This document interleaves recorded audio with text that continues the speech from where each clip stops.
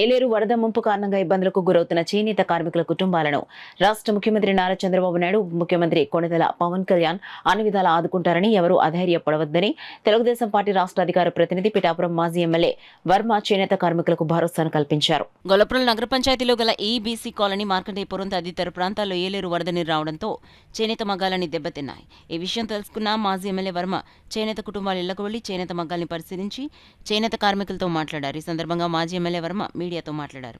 నేను హ్యాండ్లూమ్ మన జిల్లా ఏడీ గారికి వాళ్ళకి కూడా నేను తెలియజేస్తాను. వీటిలన్నీ కూడా రెన్యువేషన్ రాయించి వీరికి ఎంతో కొంత సహాయం ప్రభుత్వం నుంచి అందే విధంగా ప్రయత్నం చేస్తామని చెప్పి తెలియజేస్తా ఉన్నాం.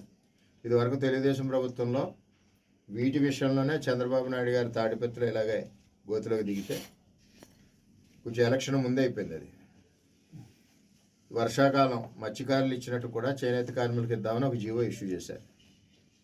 ఆ జీవోని జగన్మోహన్ రెడ్డి వచ్చాక రద్దు చేశాడు. ఇప్పుడు ప్రభుత్వం దృష్టిలో మళ్ళీ ఒకసారి అది జ్ఞాపకం చేసి వీళ్ళకి వర్షాకాలం ఏ విధమైన ఇబ్బందులు లేకుండా ఉండే విధంగా ప్రభుత్వం పనిచేసే విధంగా నేను ప్రభుత్వం దృష్టిలో పెడతామని చెప్పి తెలియజేస్తున్నాం. ఈ ఇష్యూ మీద కూడా పోరాడింది కూడా అప్పుడు నేనే అసెంబ్లీలో కూడా మాట్లాడి చంద్రబాబు నాయుడు గారిని స్వయంగా తాడిపత్రిలో ఇలా వేవర్స్ ఇంట్లో గోతులోకి తీసుకొస్తే ఆ రోజు ఆయన చాలా బాధపడ్డారు, ఇలా ఉంటుందా అని చెప్పి. దాంతో ఆ విధంగా సపోర్ట్ చేశారు. ఇప్పుడు ఆ సపోర్ట్ని పునరుద్ధరించే విధంగా రాష్ట్ర వ్యాప్తంగా మరి ఆలోచన చేయమని నేను కూడా ముఖ్యమంత్రి గారిని కోరుతానని చెప్పి తెలియజేస్తున్నాను. వీరందరికీ అండగా ఉంటాం. ఆఫీసర్లకు తెలియజేసి వీటన్ని గుర్తించి వారికి సహాయ సహకారాలు అందించమని కోరుతాం.